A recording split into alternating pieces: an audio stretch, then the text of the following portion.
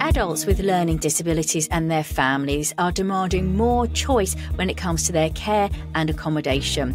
Some say the professionals who are meant to help them are not taking their concerns seriously enough. I'm journalist Angela Walker, and in this podcast I talk to inspirational people and discuss underreported issues. Today my guest is Ron Brown from the charity Our Life, Our Choice. Thanks for joining us, Ron. First of all, tell me about Our Life, Our Choice. Tell us about this organisation. Hi, Angela. Thank you for having me on. It's a small independent charity, campaigning charity. It's grown organically, really.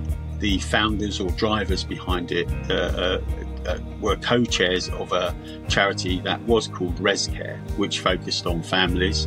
Anita Bennett and Dr. Katie Booth noticed that they were having contacts with families who were finding that what we might call village settings were coming under threat of closure, and in fact the residents who had lived there for many years, in some cases decades, were effectively being presented with no-win options where they would have to leave. They were effectively forced evictions, and that obviously caused consternation. Once this was an obvious pattern, they were insightful enough to start to focus on that, and from that, effectively, Our Life, Our Choice was born. I'm so privileged to be involved. There's just people on there that are just unbelievably talented, unbelievably committed to people with a learning disability, working age adults with a learning disability getting a fair shake, really. Let's talk about these villages that you mentioned. What exactly are they, and how do they benefit adults with learning disabilities? Well, there's been some confusion about different terms. So villages, congruent settings, intentional communities, shared lives, shared living. There's kind of not been a clear-sighted view of the differences between them, what they each individually mean. But what we mean by villages are places where people live, where they live in a way that they share an environment. They would have separate accommodation, usually in small group home type arrangements. It's important to remember that there'll be good villages as well as bad villages. That's about the care that's supplied, and that's a sensible and sound judgment. But to say per se that these individual villages are bad, we take issue with that, and we take issue with that for a number of reasons. Those villages might supply some activities, some work, some socialising events, but also, obviously, if they're run well, should reach into the community. What is the impact on a person who's been living happily in one of these village situations if that shuts down and they have to move? Well, how I'd answer that, Angela, I'm not sure how long you've lived in your house, but suppose I told you you had to move. You couldn't see any of the people you've been living with necessarily, but that was a possibility, and that you would go maybe many miles away, and that it would disrupt your whole life, your social life, your work life, your people you've been in contact with. Many people who you loved, you may never see again. What impact would that have? Now, on top of that, add an intellectual impairment, a learning disability, and inevitably you would have to process emotions, difficulties. I mean, it would just be horrendous, wouldn't it?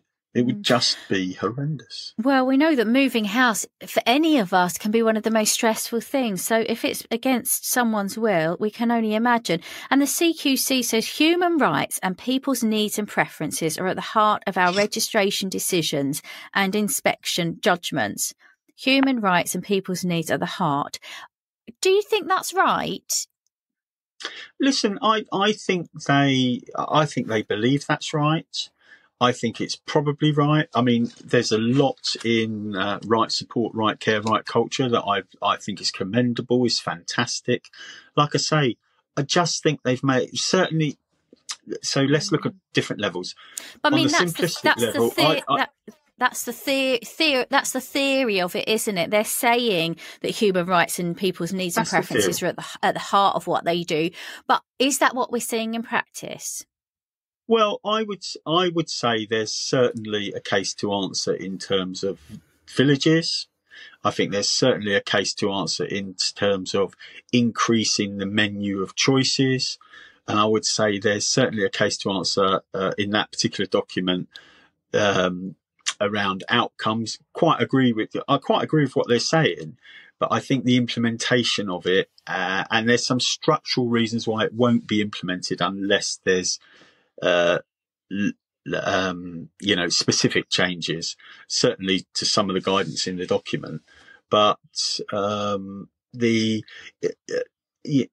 just think they've got it wrong on the evidence with villages. I just think they've conflated very challenging, inhumane environments with village life. Some villages are good, some villages are bad. If the village is not providing good care, usually a change of personnel and leadership sorts that out. It seems very, very drastic to use that as an opportunity to close a village, really. Is it like supported communal living for adults with learning disabilities? Is that the kind of setting that you're talking about? Their historical roots tend to be that parents have started them when they haven't had any other options, and they've developed and evolved certainly the better ones, where they provide care options for people who really can't find very good care options elsewhere. We're not talking about everyone of working age learning disability this being suitable for, but for certainly for a small number who are highly vulnerable, maybe even highly challenging. They offer a really good option for some families some of the time. And it's in our view, it's probably incorrect to take a view that they are an option that families and people with a learning disability of working age shouldn't have. Certainly people who live there now and have lived there for decades, it's cruel to forcibly evict them. So what problems are people with learning disabilities facing when it comes to accommodation? And we're talking about adults with learning disabilities, aren't we? The issues with learning with accommodation in relation to people with learning disabilities who have eligible care needs, who have needs, particularly higher level needs, who are more vulnerable, is that accommodation very often is linked to care. It's difficult to consider one without the other. We know that the regulator would not register a village type offer now. We know that there's a bit of a pincer movement taking place, so that the CQC's attitude, that's the regulator, and the attitude of many commissioners in local authorities is such that for some, we've conducted freedom of information requests. For some, commissioners wouldn't consider placing someone in a village setting, even if they agreed that was, suitable for their needs. Other commissioners, not quite as hardcore as that. There's also a ratchet effect because, as is inevitable, any care facility, care accommodation with long-term, which has been going long term, will go through peaks and troughs. Sometimes there'll be good leadership, sometimes there'll be not so good leadership.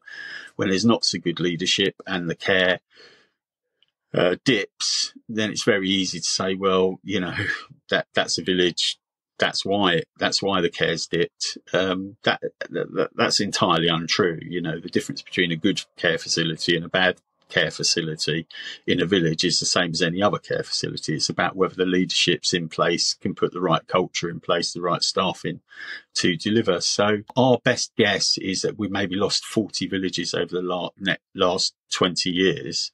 And we also know that their new ones are not being registered, even if parents want them registered. We also know they're very, very popular with parents who have them. They're very popular with service users. You know, literally, what would it be like if you lived somewhere for 30 or 40 years, were quite happy, and then were told that you had to leave? The only justification for it would be if there's an evidence base. You know, I'm a great believer in evidence-based practice. If there's an evidence base which says, you know, villages are inherently bad.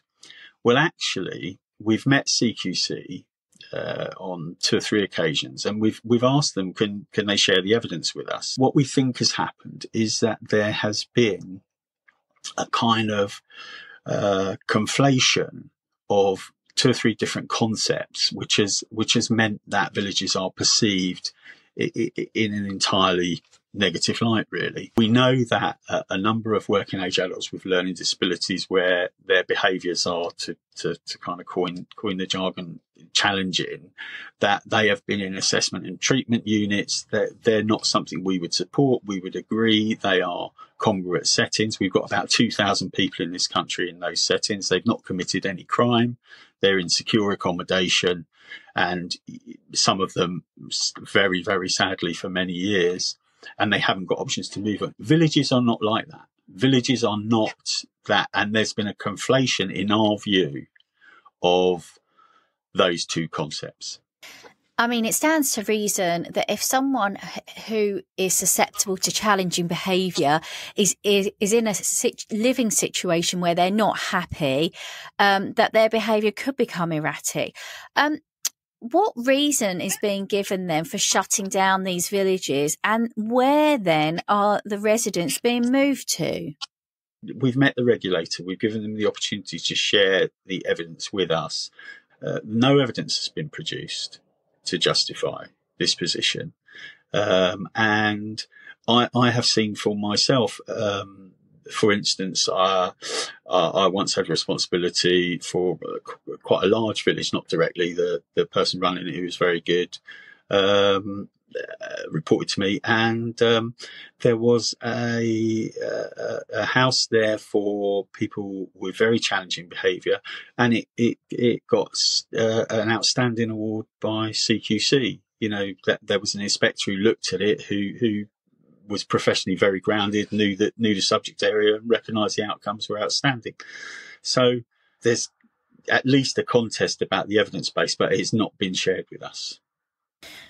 In the CQC document that I've got here, right support, right care, right culture, they say for people with a learning disability and behaviour that may challenge, NICE guidance recommends people should have the option to live alone with appropriate support if they prefer this and it's suitable for them. If adults prefer not to live alone with support or it's not suitable for them, offer them the option of living with a small number of people in shared housing that has a small-scale domestic feel. Involve people in choosing how many people and who they live with. But then it does go on to say, while we continue to refer to NICE guidance in describing what small means, for how we apply our approach, we want to be clear this is not the same as having an upper limit for the size of services. So they're saying that people should be given the option of living in a smaller, more like house-type setting. Is that the kind of thing that you are campaigning for, Ron? No, not really. I wouldn't have a problem with what they've said there. If you notice, that's linked specifically to people who might have challenging behaviour. That's fair enough. Our view is about choice. It's not about a restricting choice, really, unless there's evidence which says one type of provision is problematic in itself. So we want choice. Obviously, if people want to live like that and it's good for them, then that's great. There's no problem at all with that. What I would push back on is slightly this narrative that everyone with a learning disability of working age will be able to live somehow in their own independent flat or small accommodation in the community. I've worked in the community. You know, a lot of the time they're not free choices. People are vulnerable. The cuckooing that takes place in urban areas is, you know, is a real problem. Local criminals, usually drug dealers, might target someone with a learning disability who lives on their own, might receive some level of care and support, and they'll use that facility as a base for their criminal activities, and also the treatment of the learning disabled person, who might at first view these people as friends, is appalling. You know, the idea that people with a learning disability are not often living very isolated, very vulnerable, very lonely lives is quite different to the narrative that's presented. Also, what I would say to you is that in supported living examples, which I think is what that's alluded to, what we'd call supported living, one of the issues with that is I've seen tenancy agreements where they've been signed with a cross. You know, I've seen tenancy agreements where people agree for the person with a learning disability. And I've certainly seen a number of people with a learning disability who have tenancy agreements who would have no idea what a tenancy agreement is, what that tenancy agreement means.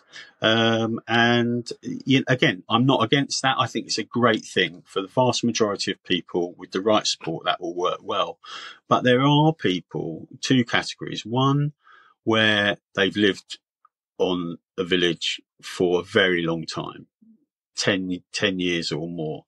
Very different to emptying what used to be called the old style psyche bins, which were appalling, you know, were terrible. I've seen people moved out of those and they've done very well, particularly where they've moved into housing in the community with the staff that they were used to over the years. That was a brave thing to do and the right thing to do. Closing of these villages, by this kind of ratchet effect and pincer movement, it is not the right thing to do. It's not the right thing to do for people who live there, and it's not the right thing to do as an option for new people who might join there. I worked for an organisation, and one of the things that struck me, it did have a village, and over the years the village had good reputation, bad reputation, depending on the leadership in place and the quality of care provided over time. What struck me was, in my time, which I found increasingly difficult, I was the director of care there, and I turned down 14 families who would have been ideal for that village. 14 who then went off and got effectively substandard care. It ought to be a matter of choice. So what we want to do at our choice, we want to, for villages to be treated fairly that exist. We want what I would call the care environment to be judged. Is it suitable? Is it suitable for the outcomes that are being claimed?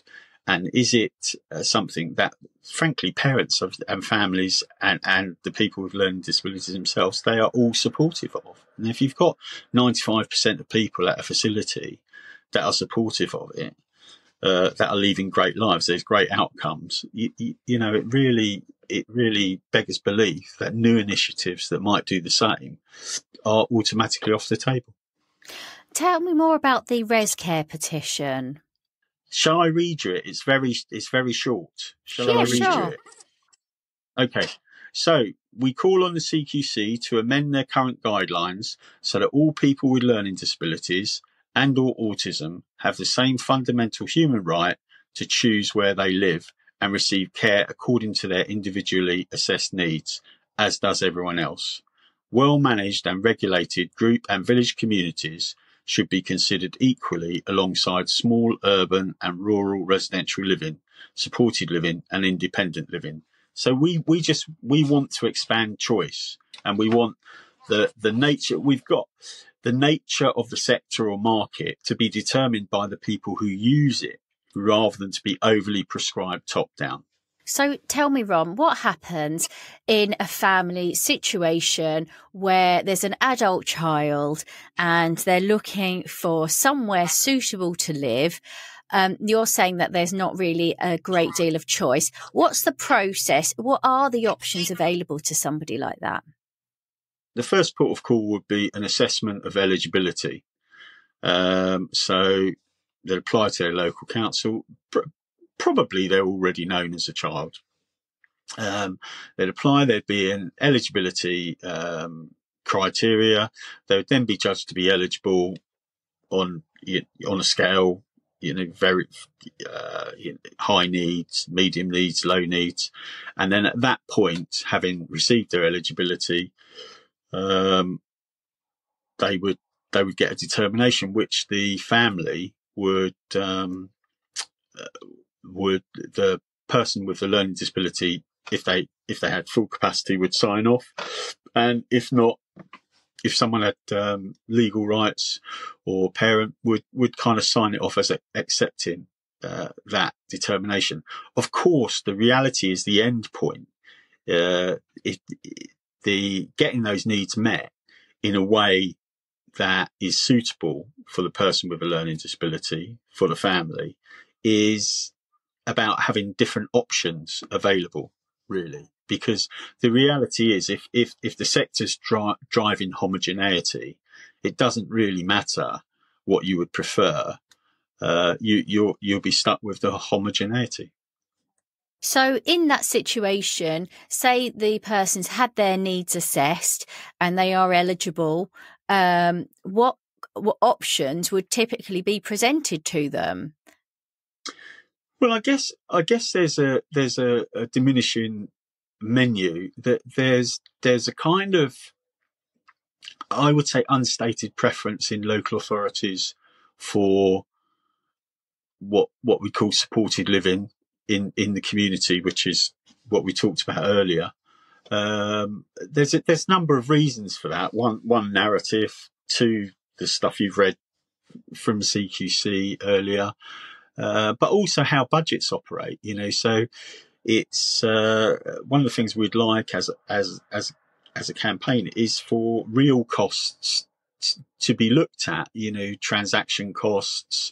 One of the incentives for a local authority to push certain types of care is that one type of care, supported living in the community in a small setting, isn't fully funded by the local authority. Some of it's met as housing need, and that housing need, basically the local authority claims and passports out, so it doesn't hit their budgets. I mean, the bottom line is that there's a way that individual budget holders can defray costs of care. We've already spoken how accommodation and care is linked effectively for a lot of these people. They can defray costs on hits to their budget by effectively having outcomes which prefer a certain type of care. Now, that's a perverse incentive, it seems to me, contrary to meeting eligible needs. But also, I think, in terms of value for the taxpayer, it's a mistake, because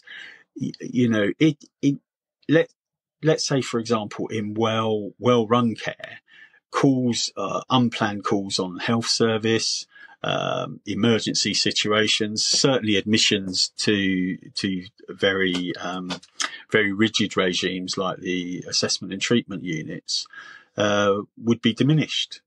We know that if people are happy, they're more likely to stay well for longer, aren't they?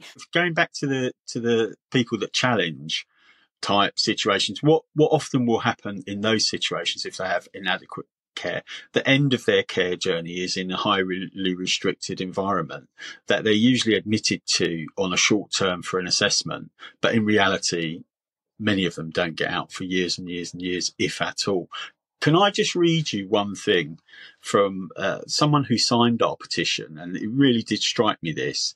I won't say her name, but if people visit our petition, they'll see. My son has autism spectrum disorder and has already been through the stress of being uprooted once from his care home. It brings huge stress to families in having to find another placement. Freedom of choice is vital. without over prescriptive parameters. And I think that sums up where we're at, really. And that's what we hear from parents all the time, and families and people with learning disability themselves. Why do you think people with learning disabilities and their families are not being heard when they're asking for this choice? I think there's a number of reasons. We've talked about the pincer movement, the ratchet effect. If one looks at stakeholders, just analyses stakeholders, powerful stakeholders, professionals, their professional associations, I would say certainly large corporates, private equity funds. I'm not against private supply, by the way, but far from it. I think it does wonderful things at times. But it's clear that in any analysis of stakeholders, families, and people with a learning disability themselves, despite whatever rhetoric, despite whatever jargon is used, it's obvious that their power, if you like, their ability to influence is much less than other stakeholders, and that can't be right, really. Are you saying, Ron, that the client, if you will, the needs of the client are not being met because the needs of the other stakeholders are taking priority? I think that's worth looking at. I don't think that's the only thing. I mean, there's obviously, where accommodation is concerned, there's huge barriers to entry to the market. Well, let me put it this way. Surely in this situation, when we're talking about housing for adults with a learning disability, their needs and preferences should be number one, the top consideration. It should trump everything else, because we're talking about their health and well-being. Do you think that patients, clients, however you would like to think of them, adults with learning disabilities who need housing, do you think that they are being treated as the priority in this system for housing? I would say not, but I would add one proviso to what you're saying. I think it's fair and reasonable to restrict choice where we know evidentially that particular choice is actively harmful or dangerous. And also, I'd add another caveat, and that would be around safety. So I think it's fair and proportionate and reasonable. But outside of that, I do think empowering people with a learning disability of working age, their families, and also, by the way, natural communities and their communities, empowering them to come up with their own solutions that they choose. That's entirely different to funding, which we've talked about in terms of the assessment. Of course, eligibility and funding is a matter for the state. That's determined by whoever takes a view of what we as a society regard as eligible, regard as fair for funding. After that, yes, I do think that people with a learning disability, their families and communities should be much more significant stakeholders than they are. How much of an impact do you think suitable accommodation can have on the overall well-being and lifestyle of an adult who's got some learning disabilities? Let's look at the ATUs that we mentioned. 2,000 people in this country are remind us what ATU is for the listener. They're assessment and treatment units. So they're usually some level of secure accommodation where over 2,000 people in this country are detained without any having committed no crime, without any real prospect of leaving, and many of them. And I think if we opened up the sector and the market to more innovation, more creativity, was more choice-led, I think we'd empty those. Wow. So you think that people are being kept against their will, would you say?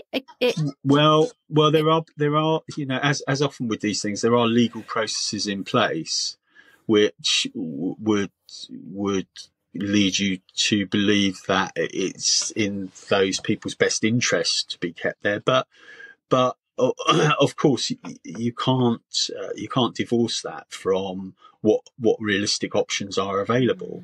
Mm-hmm. And with realistic options, with a sector or market that was incentivized for creativity, innovation, choice, I have no doubt in my mind, having worked in the sector for well over 30, I'm admitting to 30, but it's a bit more than that years, that they would be emptied. And so they would be emptied for better care environments.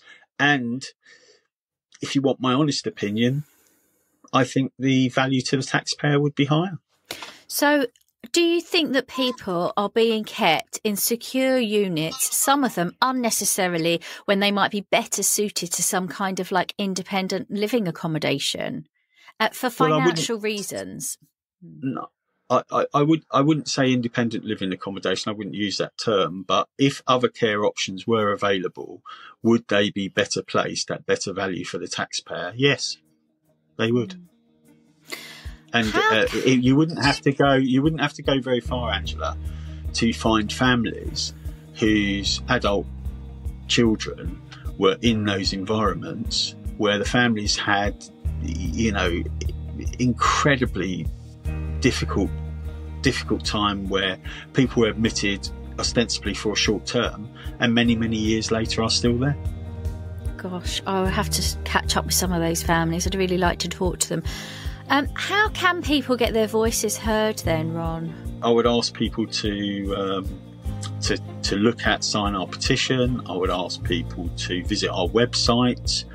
I would ask people to look out for stuff. We've got a conference coming up in April where that's an opportunity. Please encourage your political representatives to go. This is one of the great injustices of our age. So the website address is ourlifeourchoice.co.uk. Perfect. Well, Ron, thank you so much for coming on and telling us about your campaign. I look forward to hearing about the conference as well. Thank you very much. Thank you, Angela. I really appreciate the opportunity. So good of you. So grateful. Thank you. Thank you. You're welcome. You've been listening to Angela Walker in Conversation. Thank you so much for joining us. I hope you've enjoyed the show. Please do share it with other people who might be interested. And you can find more stories like this and more podcasts on my website, angelawalkerreports.com. Until next time, take care.